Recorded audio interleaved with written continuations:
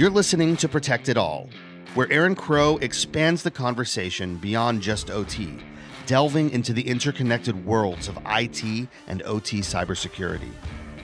Get ready for essential strategies and insights. Here's your host, Aaron Crow. Good morning, good afternoon. Thank you for joining the podcast. James, thank you for being here. I know it's afternoon for you. It's morning for me here in Texas and the States. So why don't you introduce yourself, tell us who you are, and a little bit about the company that you work for as well. Lovely. Well, Aaron, thank you for having me. It's a pleasure to be here as well. And seeing a podcast with all this proper podcast tech is new to me. You know, we definitely need to step our game up a little bit. But so I'm James Morris. I work for a company called NDK Cyber. So for the last 10 or 15 years or so, we've been doing cybersecurity recruitment as a market. That's our bread and butter. That's what we've focused on, and we've been lucky enough for that to take us around the world. So my accent, you can probably tell, just outside London. We're UK. About 5 years ago, we started working more US-centric based roles, and then that sort of trampolined us into places like Australia, Singapore, Israel, and so on and so forth. And cybersecurity, like I said, has always been our bread and butter there.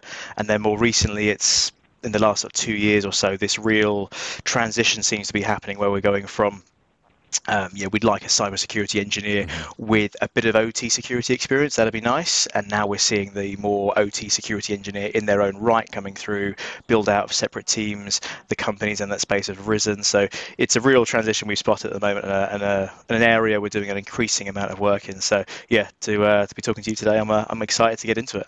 Well, that's exciting to hear, coming from my background and all the, as long as I've been in this industry and the conversations both from an asset owner, wearing the hard hats and being the asset owner, trying to get people and trying to justify resources to working at a Big Four consulting firm and, bringing resources and always trying to justify that budget. It's good to see that people are starting to get it. They're starting to want to hire those dedicated OT resources. So why don't you talk a little bit about what does that look like in a world? Like what types of, how many are they looking for? Are they building out teams? You mentioned some folks are building out teams. Are these big companies, these small companies? Is it a little bit of everything? Yeah, it's across the board, which is the newer thing. I think we've always had energy and utilities seem to be a little bit further down the line, a bit more further ahead maybe that's driven through budget, through funding, through regulation. So they've always had those teams there. But now we're seeing your big brands in the space pop up, your vendors or your service providers, and also your asset owners as well, bringing in their own dedicated teams. And they could be engineers, they could be architects, but also people with really niche specific skills in OT red teaming, OT blue teaming, really specific down to the wire, no pun intended, when it comes to those when it comes to those skills. So that's a real big transition we're seeing as well. But then also you're having your more civil engineering type organizations building out their own dedicated practices and saying, you know what, let's not maybe get another third party in to do our OT security side of things. Let's develop a practice internally where we can do that. And then I think there's also the more traditional names in the cybersecurity space of consulting, and consulting services are saying, look, we offer MDR, we offer incident response, red teaming. We're getting some requests coming through for the OT side of things. Our clients are asking for these OT security expertise. Why don't we offer that as well? So I think it's really good because it's creating a bit of competition in that space, but also raising awareness whilst doing so, shining more of a light on things. Even this podcast now, we're doing here. This is sort of hopefully bringing more attention to the space, which is then maybe helping some of the challenges you touched on just a moment ago with when it comes to getting the budget or the buy-in to secure headcount. It helped, this sort of thing, in my view anyway, certainly helps bring light to that, if you like. Yeah, I mean, the more that we see, I mean, every week it seems like there's a new attack.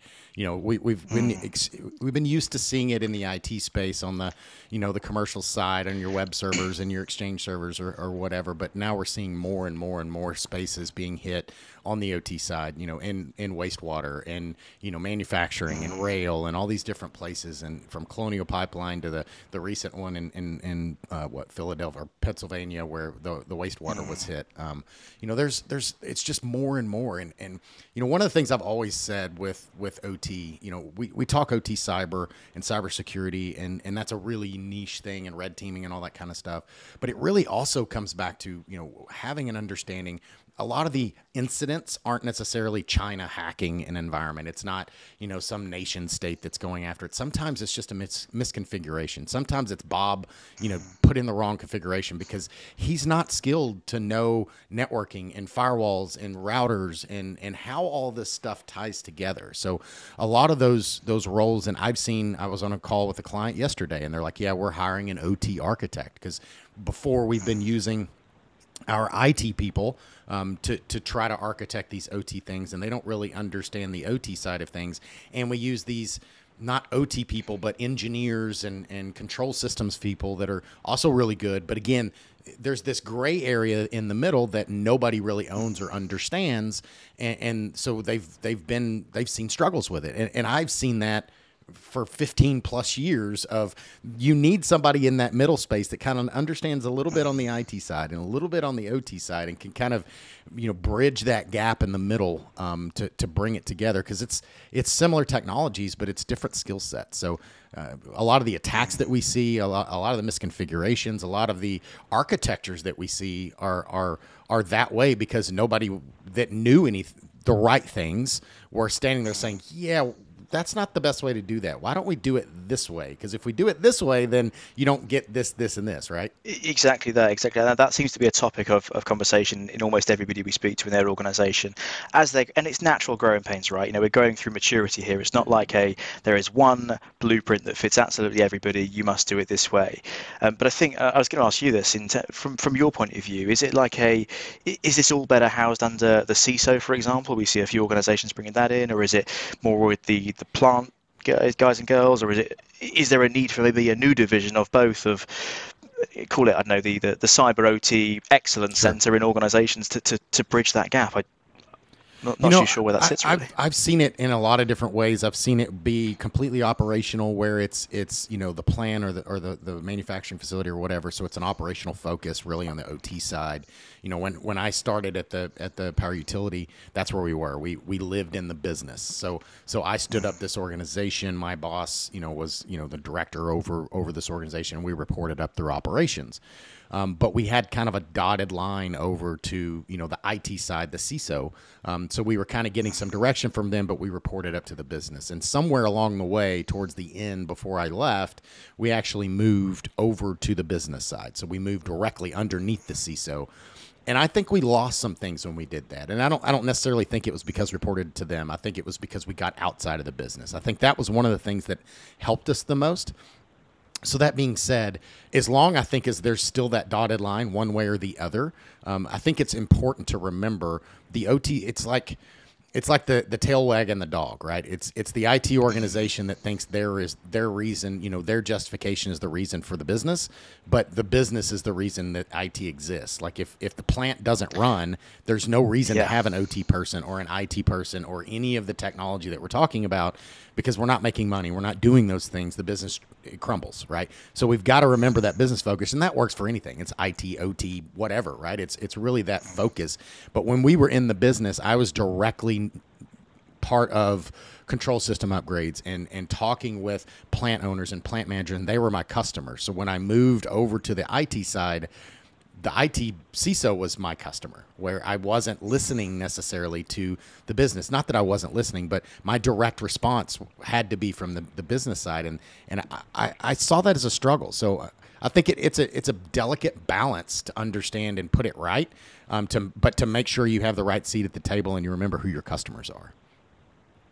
Yeah, and it seems sometimes that maybe this is more anecdotal than, I haven't got the hard data in front of me, but it seems like IT is the favorite child sometimes. Enterprise is the favorite child. They get all the toys, all the budgets, all the gizmos, and then OT is sometimes changing, but sometimes left as an afterthought or struggles to get that buy-in for budget and things. Whereas it's strange because, like you say, without the manufacturing plant in this scenario or the power plant in the energy space, there wouldn't be need for that. So it's, I get, where does that come from? I don't know. Yeah, it's crazy. It's an afterthought. We're OT's like 20 years behind where IT is, and going back to exactly the scenario I was just talking about, right? Is I had a team and we supported 40 different power plants across the state of Texas, and I had a team of 6. And that was a mixture of, wow. And then we had a few consultants, but for the most part, it was a very, very small team, and we supported everything from the at the site down. So the tech stack, the entire tech stack. So that was VMware and switching and routing and firewalls and the servers and everything in between. We supported all of that, whereas my counterparts on the IT side, they had a dedicated networking team with 10 people and a dedicated firewall team and a dedicated server team and a dedicated applications team and a dedicated Splunk team and they had hundreds of people supporting, and they were specialized. They were specialized firewall people and they were specialized networking people, whereas my team, again, I had a very small team and we had to do it all. So we had to be, a mile wide and an inch deep. There's no way we could be experts in all of those things. We had to be good enough to support it, but there's no way that I'm going to have the maturity in a firewall or any of those technologies as a dedicated team, because I'm doing 15 other things during the day. And I see that a lot in OT is you've got multi-skilled people. They're very intelligent. They're very capable. But, I take the control system engineer whose job is to make sure the plant is running. And I also say, hey, you can speak IP. You understand what a switch is. So now you're also the OT guy, but you just tack on those requirements to the end of his job description. But the primary job is to make sure the plant's running. So when it comes to patching or maintaining or upkeep or any of that type of stuff, if it's not directly impacting the plant running, it gets dropped to the list. Not because he doesn't want to do it, not because he doesn't think it's not valuable. It's just because there's only so many hours in a day, and he's got basically 2 jobs. And the main job is to keep the plant running, right? So the other things just kind of end up falling off the plate because there's just not enough days in the hours in the day to get it all done. It seems a little backwards because it's those 2 roles you mentioned there. Okay, you might look on the outside and say, 2 roles, right, but they're 2 really critical roles. Yeah. It's not like one isn't like maybe it's okay. They need to happen, and not just because we might get breached and lose some money, but you take that into high-speed rail or something, and there's serious consequences if that breach happens and it goes seriously wrong. And so there's a few schools of thoughts out there that we've spoken to people around in terms of getting that budget and getting that buy-in maybe from CISO or board or wherever it might be, and some sort of believe in a more trying to put value on it. Some believe in a more fear, uncertainty, doubt type approach. Maybe a combination of the 2. I know you guys run a calculator, don't you, on sort of impact and such. So I don't know if have you seen any sort of particularly effective ways of getting that budget and buy-in? It's hard. Coming from consulting world, there was a lot of the FUD, right? Fear, uncertainty, and doubt, right? The sky's falling. China's going to attack. You get a lot of, my counterpart or another competitor or somebody else was hit. The things that are in the news. I've seen things where incidents happen and that causes a response. You get a board that's really anxious about it. Obviously, power utility is more advanced than others because at least in the States, because of regulation, because they have to be. There's regulation that there's huge fines and penalties if you aren't if you don't at least meet this baseline. So I think there's a carrot and stick opportunity there, and I have a lot of conversations, and I go to Congress and talk with senators and congressmen and legislators, and have these types of conversations of what's the right process, because I don't think it's just beat people over the head with a stick and fine everybody, because that's not a good incentive, because then you do just enough to not get hit, right? On the flip side, there's also the carrot. You look at incentivizing. Like if you reward entities for doing the right thing, but then on the flip side, then they don't have to. Yeah, I can do that because I want to. But if they don't have a forward-thinking leader, or they're scraping by and they can, they're barely keeping the lights on, or whatever the scenario may be, it's a hard. So there's got to, just like I talked about with the which side of the business do I report to. It's always kind of a delicate balance. But I really think it's around speaking the language and being able to translate it. And I think it's a lot of things that you see in cyber products a lot, and sales people in general. They try to do whatever they think is going to move the money, the FUD, or whatever they think is going to scare somebody into buying something. But I think the bigger way to do this is to translate into business risk, because the CEO, a CFO, the board, they don't really care about the cyber tools. They don't care about the widgets. They don't care about the blinky lights as much. They care about, how do I translate this into ROI? How do I translate this into reducing my risk? What is the risk to my business? What is this going to mean if these scenarios happen? And what I think happens a lot of the time is those risks are either ballooned up, they're made to be bigger than they actually are, or they're not clearly identified and they're swept under the rug because they don't understand the true risk that they're at. Because I think most people and most entities don't want to just have these, blaring risks out there to their business. I think the reason they're there is because they didn't really understand how risky they were, or somebody thought that they weren't a problem, or were just ignorant to it for whatever reason because it wasn't communicated, chain of command, whatever that may look like. But there's just a lot of unknowns out there. I think if people were more aware of what they had and what those risks really were, and I'm not talking about, hey, you've got Windows XP. Like, so what? What does that mean? Like, is it a risk to my business or not? Because just having XP in an OT environment is not a risk necessarily.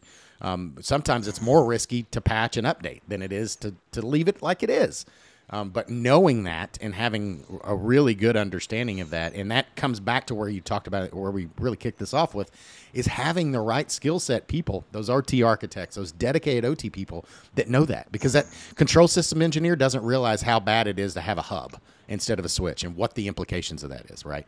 I'm being very generalistic, right? Obviously, many of them do, but some may not.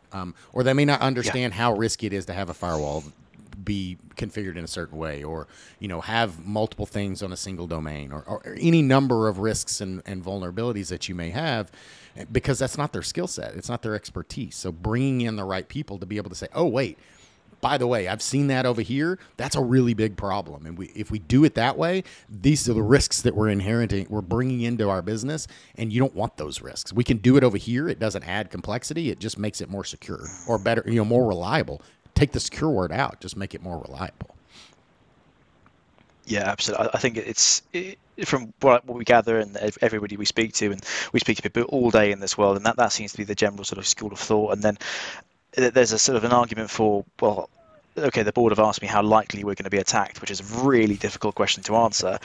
I mean, how do you put a figure on that? How do you quantify that? But then it's a case of going, okay, well, let's make ourselves less of a target, right, less of an easy target. And then if we are, let's control as much as we can, is the message that we seem to be getting on a daily basis, which seems to go in the right direction. Correct me if I am wrong there, by all means. Well, and the other problem with that is what happens if you don't? So did I waste my money if we don't get attacked? And did we not get attacked because of the work that we did? If we hadn't done anything, would we have gotten attacked? Like it's a no-win conversation to have. It's almost like, I use this analogy a lot. It's like you buy a brand new car, right? They tell you to change your oil every X number of miles. What, depending on the car, depends on the number of miles. But it used to be every 3,000 miles back in the 90s in the older cars, right? You're supposed to change your oil every 3,000 miles. What if you never did?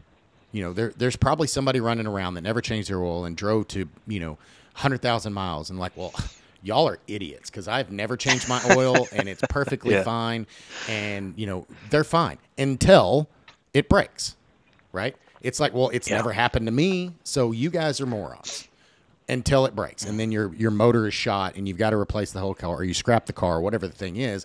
It's like you haven't been attacked yet. It's not a matter of if, it's a matter of when. Given a long enough period of time, it's going to happen. And again, that doesn't necessarily mean it's a nation state coming in, because I hear that a lot as well. It's like, well, we're just a small XYZ manufacturing company. Like, why would anybody want to attack us? Like, it's not about that. It's about opportunity. It's because your device showed up on Shodan. It's because, somebody just happened to be around and drive by and see that you had a Wi-Fi that was open and they could get onto. It's really because of boredom sometimes. It's because of, and a lot of these are ransomware, right? They don't care who you are. That if they can get on, they're going to put ransomware on it, because more than likely you or the insurance is going to pay. And they don't really care who you are. They're not trying to go after necessarily 3M or big companies or GM. They're just going after whoever they can get onto, because it's just a matter of it's available. Yeah, I think that's it, isn't it? It's just sort of a copy and paste ransomware as a service, however you want to sort of package it up or term it. It's no longer the super bad guys in the hoodies in the dark rooms and the anonymous masks, or maybe not anonymous, that's the wrong people to use, but you know what I mean. Yeah. It's no longer the super villains maybe that have availability to this sort of stuff. Yeah. But I think, generally speaking, the buy-in seems to be getting there. The industries that were maybe a little bit behind seem to be sort of catching up and slowly getting there, which I guess then brings us on to the next problem of, okay, cool, we've got buy-in, go ahead, Aaron, hire a load of people. Right. Great. Now we've got a bit of a skill shortage element to this as well. Yeah. But I think, from my point of view anyway, and you might have a completely different take on this, but we could learn a lot of lessons, I think, that we've learned from IT in general or cybersecurity over the last, certainly since I've been doing it, last 10 years or so. You know, those transferable skills, the cyber skill shortage, and I believe, yes, there is a bit of a shortage for the very specific roles that you need the experience for. But I think there's a lot of roles out there that we can take from maybe other skill sets that maybe we don't need a cybersecurity analyst of 5 years experience in a dedicated SOC to be able to take from. Right. In the OT world, we might be able to look at that person who has, unfortunately been lumbered with, you've got to keep the plant running and you've got to do the security. On the way, we've given you a SAN certification. Fantastic. But that person there, although they're not called a cybersecurity architect, I bet you they're doing a fair amount of that job to be able to then transfer into. Yeah. So, but that's my sort of school of thought on this, of like, we don't necessarily need this person to be called a cybersecurity architect in the OT space to move over. Yeah, I agree. And you know, so I've stood up multiple teams. I did it at a Big Four. I did it at a small, not small, but, power utility as an asset owner. And when I did that the first time, there was no such thing as OT. Like, it was a term that didn't even exist when we started this, right? So nobody had that skill set. So it's not like I could go try to find somebody, because they didn't exist. I didn't even have that title. Like, I was an IT person, and yes, I'd worked in OT and I'd done this stuff, but again, that term didn't exist yet. So when the first two people I hired were IT people, and they'd never been in OT. One of them came from a law firm, and another one came from like a publishing company. And it was just their skill sets that I was looking for. It was troubleshooting, it was networking, it was coding, things like that, firewalls, that kind of thing. I taught them that. So they came on, they started the company, they went through orientation, and then they showed up at a power plant. I gave them a hard hat and steel-toe boots, and they were there for 6 months working power plant outages with me, right? And at the end of that, they were OT people. They weren't when they started. They'd never seen a power plant before, but at the end of it, they had that. And then later on, as I expanded my team, I grabbed one of the control system engineer guys, the guys that he'd been at the company for 30 years. He'd always been at a power plant. He'd always been, an operator, and he knew every way about the plant, and had a lot of different roles in the different, environments. So he brought that intrinsic OT knowledge. Again, not OT cybersecurity, but actually how the systems work, why they work, what are they doing, why are they doing it, why is it done this way, right? He brought that in, and it was a great, just different perspective to be in the room. Like, I was kind of that middleman. I had a little bit of the OT knowledge and the IT knowledge as well.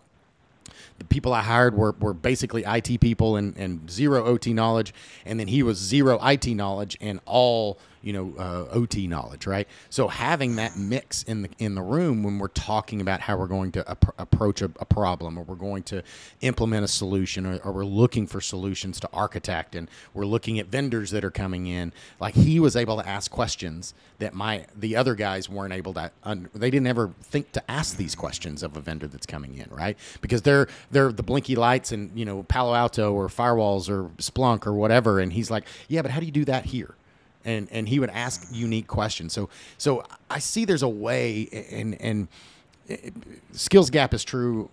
Some people say there's not. I can't imagine how you could even possibly say there's not a skills gap. I see it every single day.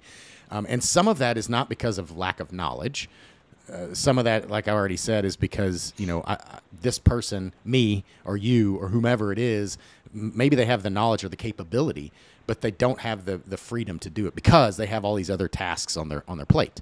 If you took that person out of the role they're in and put them in a dedicated OT role where they didn't have the other things to worry about, then they'd be really great at the job. But you've got to give them the opportunity. In fact, one of the plants that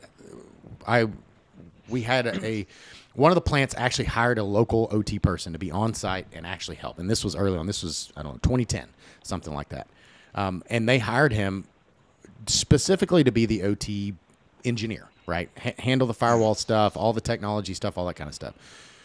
Well, because he had all the OT knowledge as well, they naturally started giving him normal control system stuff to work on. So then all of the other tasks started falling off his plate because he was focused on keeping the plant running because they needed an extra person. They weren't able to hire somebody. So they started putting new things on his plate because he was smart. He could do it. He was very capable.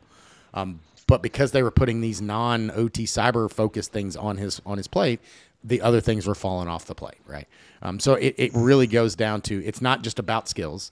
It's about hiring people, but also giving them that barrier and protection, not to stop them because you don't want them to do things, but really to protect them so they can focus on the things that you want them focusing on. It's like, you take your car to the mechanic, you don't want him, your air conditioner's broken. You don't want him changing your tires. Like, okay, focus, fix the air conditioner first. Like, that's what I want you to do first. Like the other things we'll talk about later, but get that going first. Yeah, I think that's a really good point.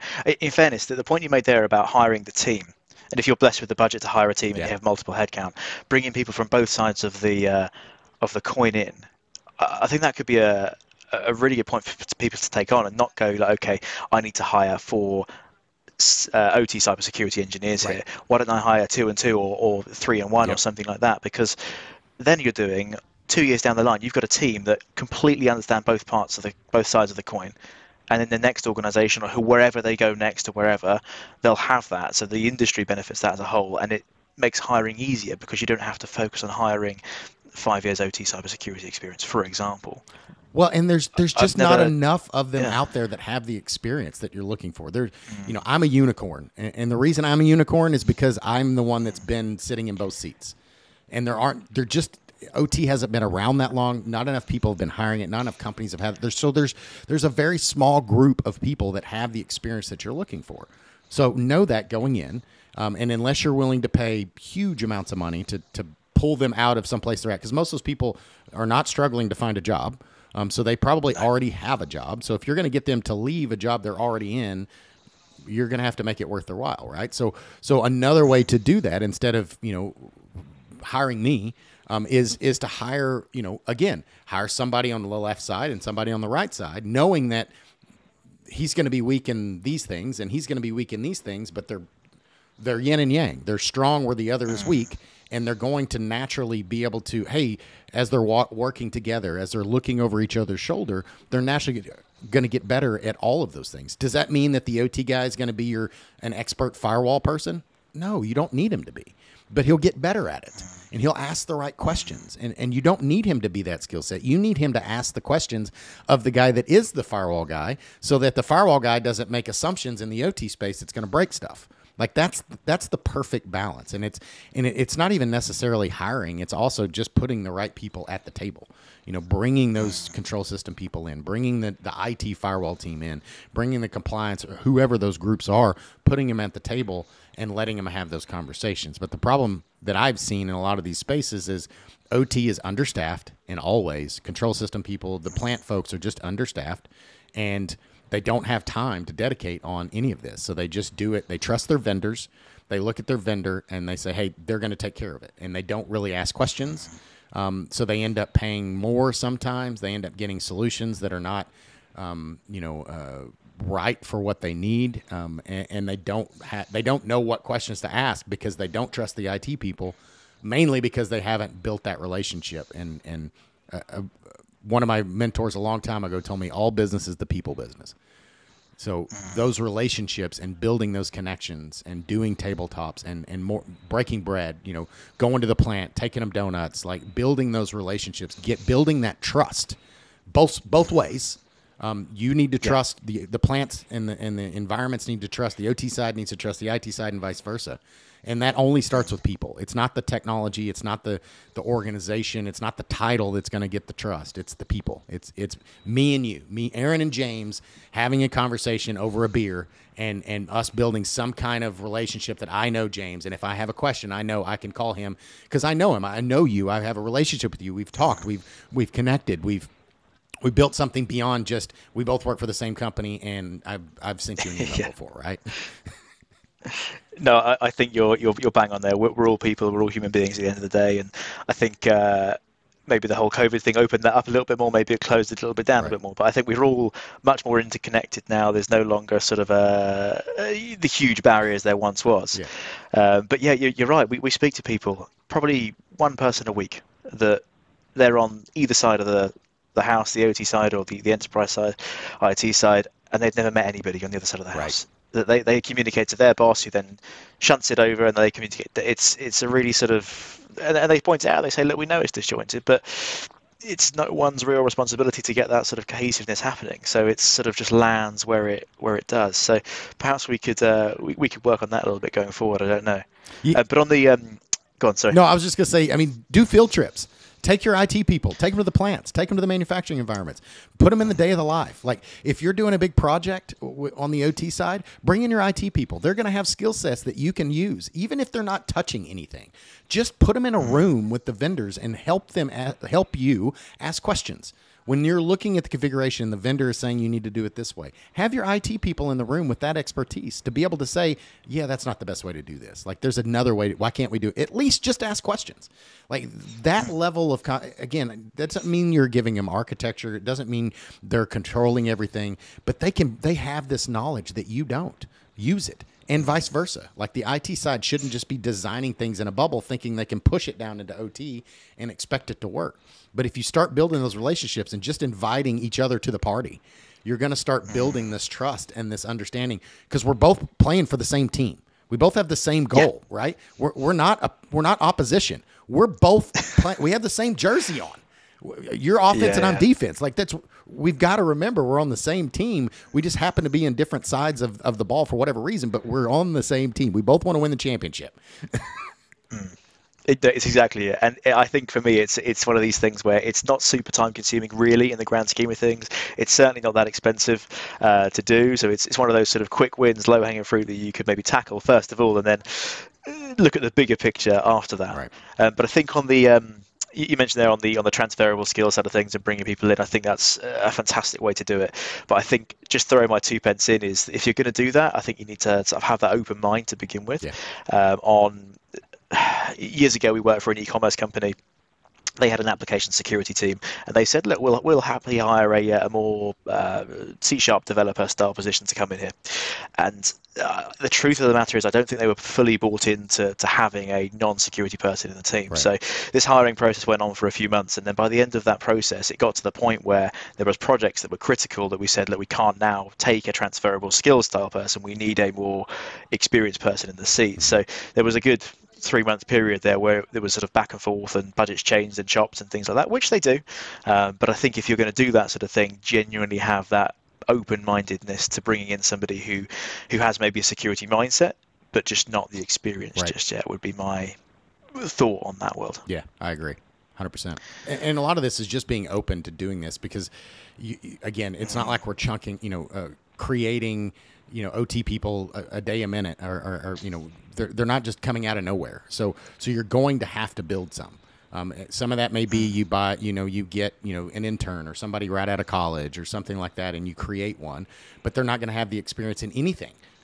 But or you can bring in somebody with a lot of IT experience and teach them the OT stuff like I did, put them at the plant. Like the first 6 months of your life, all you're going to do is shadow that guy, and whatever he wants you to do, you do. It's got nothing to do with what you've ever done in your life before. It's not IT related. It's not cybersecurity related, but you are going to understand everything about our plant. You see this a lot of times in Undercover Boss or in a lot of these places where you roll around and you do the job of people to really understand it. Like we used to have this idea of a plumber, you don't become a master plumber until you work for a plumber for a certain amount of time. Like you have that apprenticeship, right? There's a real loss in our work world where we lost this apprenticeship, right? And we think that people should just come in with all the skills. They should be a master before they show up, but we're not willing to pay those master prices, and there's just not enough masters in the world. So if there's not enough masters available and you don't have an unlimited budget, the only other thing you can do is start building them.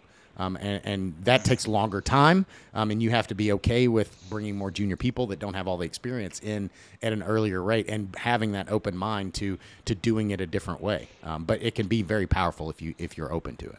Yeah, I think so. If you get it right, it works. Even if you don't fully get it right, I think there's merit in if 4 out of 5 people work out. I mean, that's a pretty good hit rate. Absolutely. So it's not going to be perfect every time.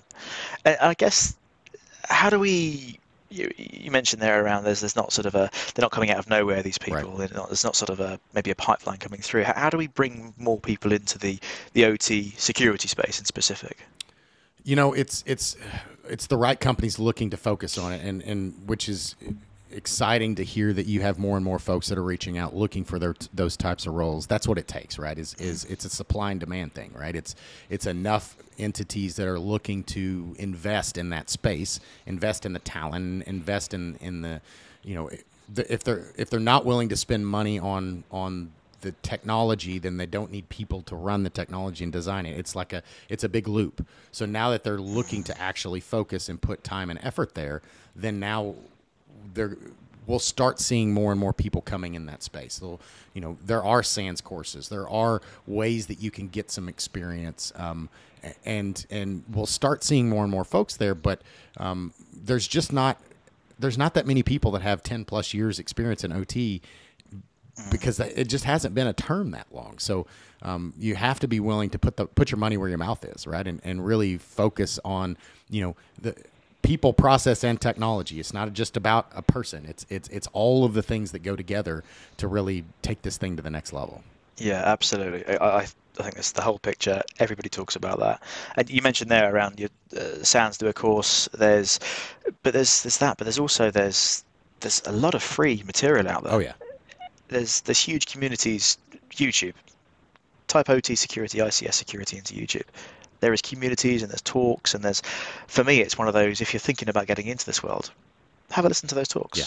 See if you line up with some of those areas. I don't know if you come across these and feel the same, or whether that's you encourage. Yeah. I go back to when I started in IT, right? I didn't have a lot of the skills, so I went and begged, borrowed, not stole, but got switches and gear and kind of like the lab stuff I've got in the background here. Like, I just started playing and tinkering, and then when there was an opportunity or a program or a project, I volunteered and I'd jump on, even if I was the junior guy. Like, I'd go from the senior on this side of the fence, but I wanted to do that stuff, so I would take a pay cut or a demotion in title just so I could get that skill set. So, I mean, that's the reason why I did a lot of this stuff is, you can buy a lot of this gear on eBay for next to nothing. It's very, very affordable.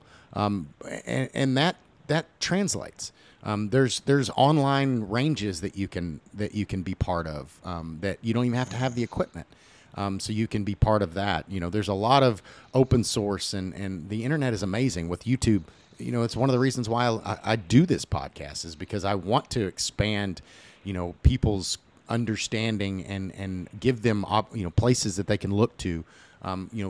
There's look at Beer ISAC. They've got a list of podcasts that are available specifically for OT. There's a lot of us out there, right? And we all seem to have kind of like I said before, we're all wearing the same jersey. Like, we want to expand the knowledge. I'm not out here doing this podcast just so that everybody sees my face. It's really just around getting the message out there, right? And trying to pass on the knowledge that I have, as well as give people another perspective on how can we grow this thing, because it's really important. Like, we need to be focusing in this OT space, and we're behind the ball. So let's continue to come together and realize we haven't got it all figured out, and have conversations like this, because this is how you start. Oh, well, I didn't think about that, or I'd never seen it from that perspective before. Yeah, I think massively. And I don't know how you feel about this, but I speak to a few people each week, and they're not in the OT security space, or even maybe the cybersecurity space. Right. They've got half an interest in it, but maybe that interest is something as simple as socially engineering into their mate's hotel room or something like that. It's that sort of stuff. But there seems to be this sort of illusion of cybersecurity. That's really technical, isn't it? And then they go back into that sort of. You've seen Mr. Robot on Amazon. Very, very sort of technical, tappy, and there's coding, and it's all that sort of stuff. And I think that can sort of maybe paint the illusion that you have to be that way inclined, but there's all sorts of different roles in this space that don't necessarily need those hyper technical skills. Absolutely. And I've got kids, and anytime I pull my laptop, I mean, some of my job is that technical Mr. Robot type thing where there's like terminal window and coding and that kind of thing, but that's a very small part of my job, and part of that's because of the role that I'm in now. But still, even back when I was hands-on keyboard a lot more than I am now, it still wasn't that all the time. Sometimes it's just having conversations. Sometimes it's just, it's not all, C# and PowerShell and hacking and all that. Sometimes it's, installing patches. Sometimes it's rebooting servers. Sometimes it's updating Windows. Like sometimes it's looking at firewall logs. Like it doesn't have to be one thing. And a lot of this, it also goes back to, and this is a question for you as well. I know for me, when I hired that team I was just talking about, like one of the guys that I hired was a friend of mine and has been, I was in his wedding when I was 18, and I'm not 18 anymore. So that was a long time ago. So when I've known him, and he worked for me before, and I knew his skill set and I knew he would be good for the role. But the job description that HR put up was so technical and so specific. He looked at the job description. He's like, there's no way I can do that job. And I'm like, I'm telling you, I'm the one hiring. I'm unfortunately not the one that was able to write the job description. That's the job description they came up with. But I'm telling you, you are the perfect candidate for this role. And I had to convince him to even apply. And this is coming from his friend who would be his boss telling him he's the right person for the job, and he still was hesitant to do it.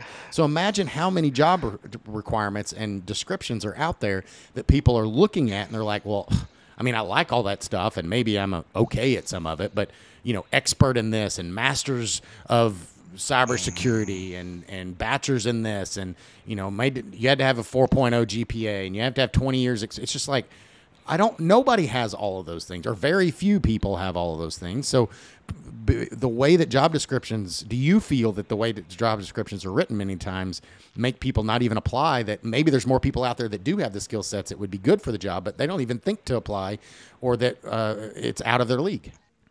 100%. That is, thankfully, it's a sort of a slight snag that we've hit over the last 10 years or so that is slowly changing. And I think the best job descriptions or adverts or whatever you want to call them out there are those. For me, it's a one pager, right?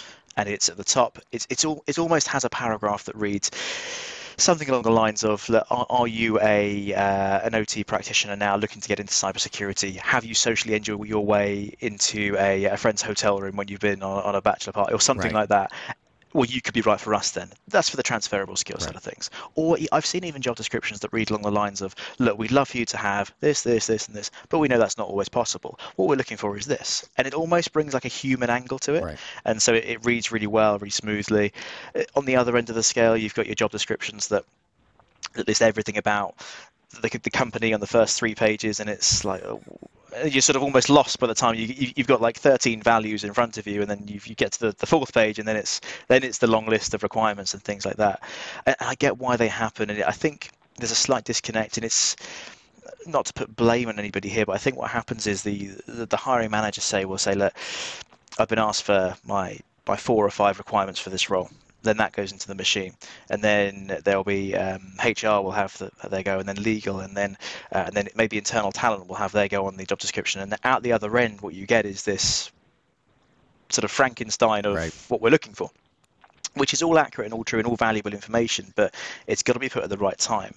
And I don't blame internal talent or HR, because if you're in a company of more than 500,000 people, you've got so many of these going on. There's no way you're going to be able to sort of fine-tune each of those in time to get it out with deadlines, and often it's a case of, we've got approval to hire, let's get the adverts out, and it has to happen really quickly. So I think we're learning, but yeah, from my point of view, if you're advertising, you're looking for that sort of thing, and you can have that transferable skills edge, or you don't need everything on the spec, make that really apparent, and B, put it in real human language, and you'll just get more applications.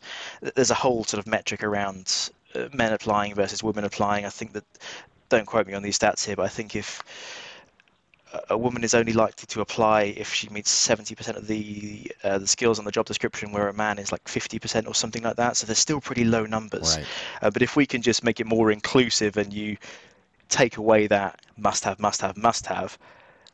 I think we'll see a lot more applications going in and going out, and yeah, hopefully that will help the whole machine a little bit more. Yeah, I remember this is a kind of peeling the banana back of telling of my past. And I remember being on a job interview, and I was super anxious. It was a job, it was like for, I don't remember, Microsoft or somebody, I don't remember. It was a super technical job. And I was really good at it. I was really good at that thing. What firewalls? I don't remember what the job was. That's not the thing that actually stands out. I remember I was anxious about it. I was super nervous. I was on this call, and I'd already had 2 other calls, and it was like the HR conversation, which is usually just a personality type thing, and then I had an interview with the manager, which that went really well, and then they passed me to their technical person. And that technical thing, I think I was like 10 minutes in, and they asked me a question that I had no idea the answer to. And I panicked. And I hung up the phone. Oh, no. I panicked. I don't know what happened. I just panicked, and I hung up, and they called me right back, and I didn't answer it, and I just ignored them from that point on. I don't know why I did that. Like, I'd aced the other 2 interviews. And it was one question that came up. And again, I have no idea what it was. This was probably 20 plus years ago, right?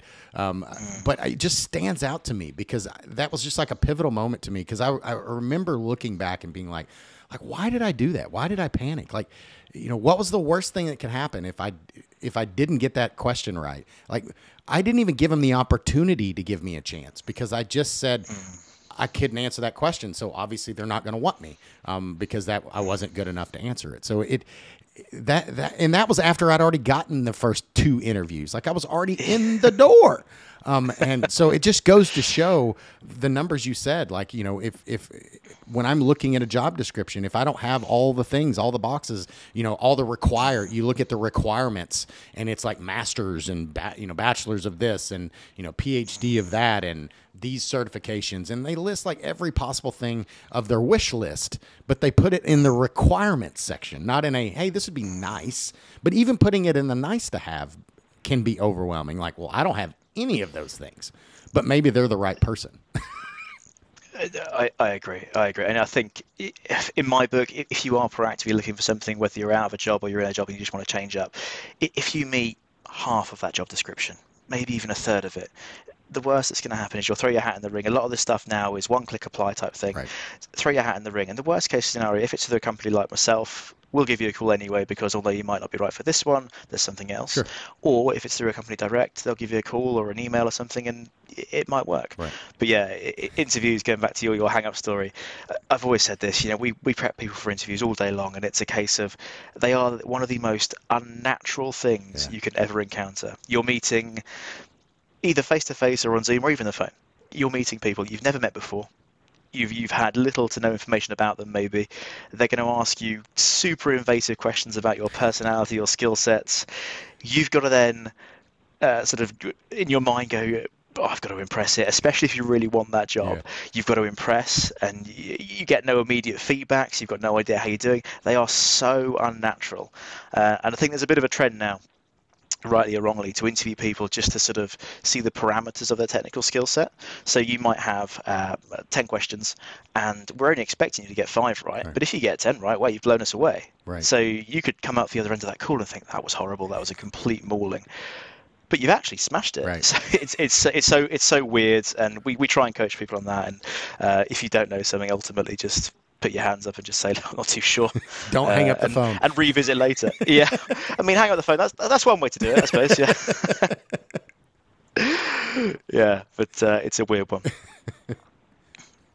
So what is another way that you can, find the right people. I know we've been talking a lot about, this OT space and from the companies looking for folks, from people that are looking to get into it. Maybe they've gotten some, like what advice are you giving folks that are really wanting to get into this OT space? And as far as, helping them find the right role, maybe they don't have the experience, maybe they have experience in other things that translate well. Like, how do you help them as far as narrowing down what they want to do in this OT thing, and what kind of roles and companies and positions they're looking for or should be? Yeah, I think there's a few different sort of schools of thoughts on this, and there's many ways to skin a cat. But I think ultimately what it boils down to is doing those free activities we talked about there, the YouTube, the Twitters, whatever platform you're using here, just to get sort of an inkling of what you might be passionate about. And then once you've found that out, and so whether you want to go super technical or whether you want to write policies on OT security, find out what it is that you like. And then we can talk about, okay, cool. So we don't necessarily now need to go and book onto a master's in OT cybersecurity. But we can do other things. We can maybe go, okay, let's network with people like yourself. Right. LinkedIn is a largely free tool. There's communities out there that you can search up people on, connect with people, and more often than not, they're going to give you that help. I've never asked for help from somebody on LinkedIn and they've said, please leave me alone. They might have politely said, not now, but maybe next quarter or something. Sure. But there's people out there that will help, will share knowledge. They'll happily give up their time to give their guidance. And then, when it comes to applying for those vacancies, those roles out there, I think writing the resume in a way of it being quite digestible, but also highlighting the work you have done in the OT security realm. And even going back to that job description piece you mentioned of, look, my opening paragraph might be, I haven't got any experience in OT cybersecurity, but what I have done is, and then it's watched all the YouTube series there is to watch on this. Sure. It's attended free training. You might spend, I don't know, as much as $500, for example, on an online training course just to better that, or attending conferences. There's so many areas and ways that you can do that, and then bringing those into the forefront of, this is why I think I'll be good for this role. Yeah. And if that company then is genuinely open to transferable skills, then I think there's a door opening there for sure. That's awesome. How many of these new opportunities when you're having customers, as far as like businesses, companies coming, how many of them are being more open to writing those job descriptions better and being open to training people and not having that perfect unicorn OT cybersecurity person that has all the experience in the world, versus being able to build and train people that have the desire and some of the raw skills needed just need to be kind of honed and tuned? I'd say before a lot of the organizations, before we speak to them, sure, they've sort of gone maybe a sort of direct advertising route, and then they said, look, we're not getting the people we want, and then we can have that call with them and very sort of in a human way just put it as, well, you're asking for quite a lot.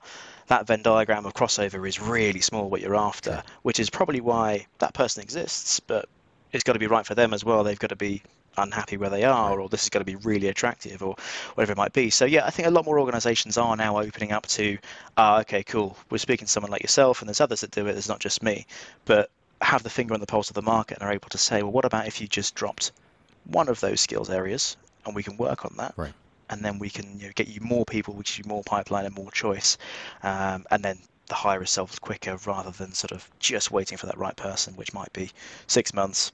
The business is then pretty livid that you haven't got your person in your seat, and so on and so forth. So I think it's definitely getting there, and I think it's getting there quicker than maybe general cybersecurity did. I'm going back 8-10 years now or so, when we were asking for the unicorn, or we were asking for 5 years cloud experience when cloud hasn't really been out yet, and all that sort of stuff. The classic job descriptions we used to see, and it's all for like 50K or something. Right. So. It's definitely seems to be catching on quicker than in general cyber. So maybe that's a lesson we learn as an industry overall. Yeah, and it's a common phrase that goes around in like entrepreneurship. It's hire slow, fire quick, right? So you want to take a lot of time making sure you're getting the right people, you have an understanding. And that doesn't necessarily mean a bunch of time interviewing different people, because in my experience, usually many times the first couple of folks that you hire or you interview may be the best people available, right? But secondly, it's about making sure you're really clear. So part of that slowness is making sure you're clear on what you need and what you're open to. And then once you get them in there, making sure, I've had a couple of entities that have, gotten rid of folks, not because they weren't great at what they needed, and gotten rid of isn't even, not necessarily they exited from the company. It was just like, this isn't the right role for you. Like, yes, we brought you in here for this, but you're really good at this. Let's move you over here, so that way you're showing up where you're best at, and let's find somebody else that can do this other thing that we need. Because, you know, we need somebody washing the dishes, and you really want to, you know, clean the windows. Well, let's let you clean the windows, and let's find somebody else to do the dishes. It's exactly that. Just to put a small story on it, it's a case of, there's a company we work for that have a function that's very customer facing, but it's quite a technical role as well. And they have these sort of 3 pillars of, got to be great with customers, got to have the technical know-how piece, but also if they had any sort of experience in a sales capacity with billable numbers, that'd be fantastic. Sure. Now, that's a pretty niche area in the middle there you're asking for. That's a really, really niche area, but it'd be fantastic. So what they do is they say, look, put the billable piece to a side. If they're customer facing, or even if they're not super customer facing, but they can have that communication, that back and forth, they're not sort of at home in a back room and hidden from society type thing, you know, we can work with that. We can train the rest of that in there. Right. So that's a sort of just a real small example of how you can get the most out of people, and they hire quickly, relatively quickly anyway, because drawing on what you said, they know what they want and they know where their parameters are. Yeah. And that makes the clarity makes all the difference in the world. Like, knowing what you're okay with and what you're not makes it easier to say, you know, this person fits my requirements, or they don't. And okay, move on. It's not a personal thing. It's just, this is what we're looking for. And I have clarity around that. I'm not trying to find this unicorn. I'm really clear on what we need and what we can make work.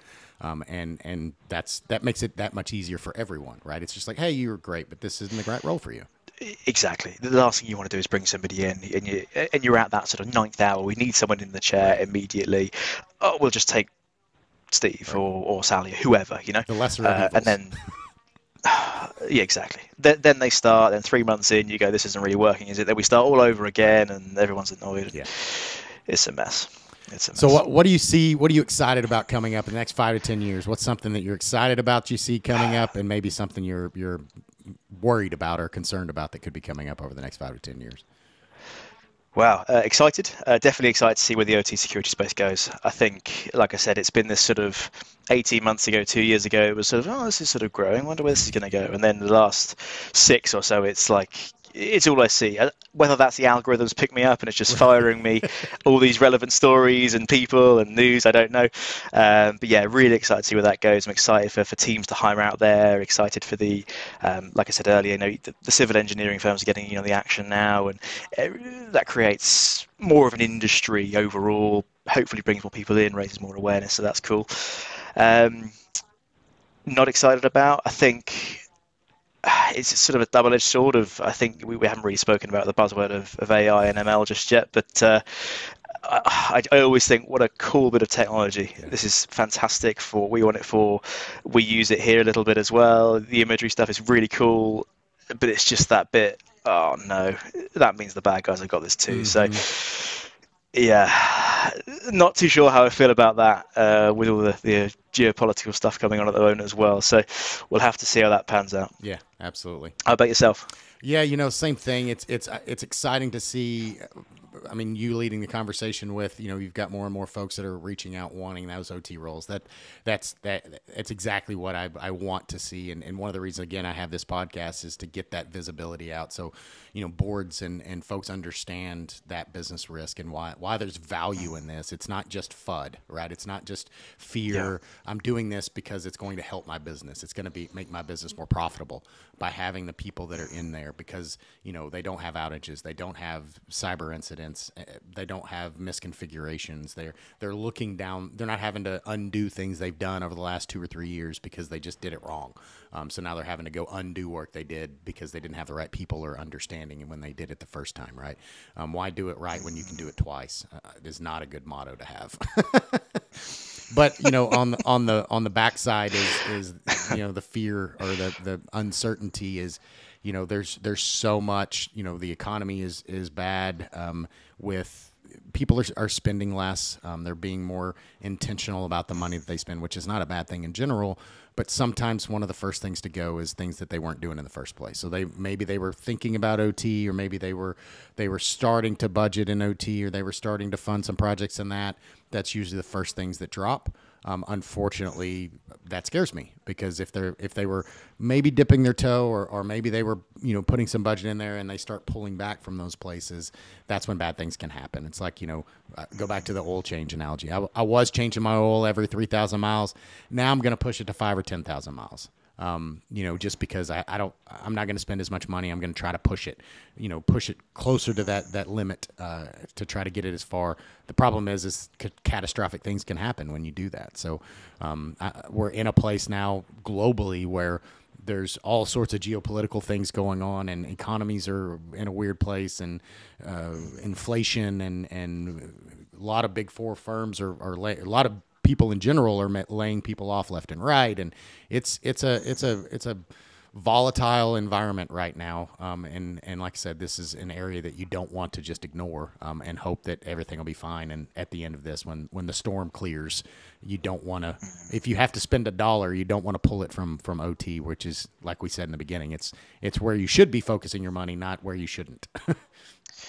Yes, it's an odd place, the world at the moment, I think, but hopefully things level out quickly, and we're all okay. Absolutely.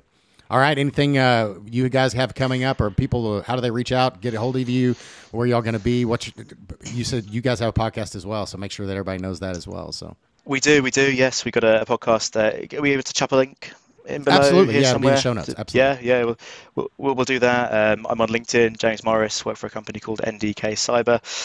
James at ndkcyber.com. If you wanted to reach out directly, always happy to help. And never turned down an opportunity to do a bit of networking. So absolutely. Yeah, this was really fun. Absolutely. I enjoyed it. Thank you, James. I appreciate it. It was a great conversation. Everybody reach out to James if you're looking to get into OT, even if you're not looking necessarily for a job. I'm sure that he can help you on some, hey, what are things I can do if I want to get better, or long term looking at moving or transitioning or growing in your career. It's always good to have recruiters that you're working with. They have a lot of knowledge in what companies are looking for, what skill sets are trending, and how to organize your resume, and how to have conversations and interview. Like, there's just so much value in having those. And like I said before, all business is a people business. So having connections is always a good thing.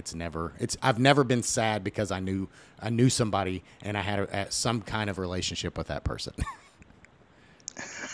That's awesome to hear. I might steal that for our marketing material, if that's okay. Absolutely. Absolutely. All right. Well, thank you, James. Have a good evening, and a happy holiday, sir.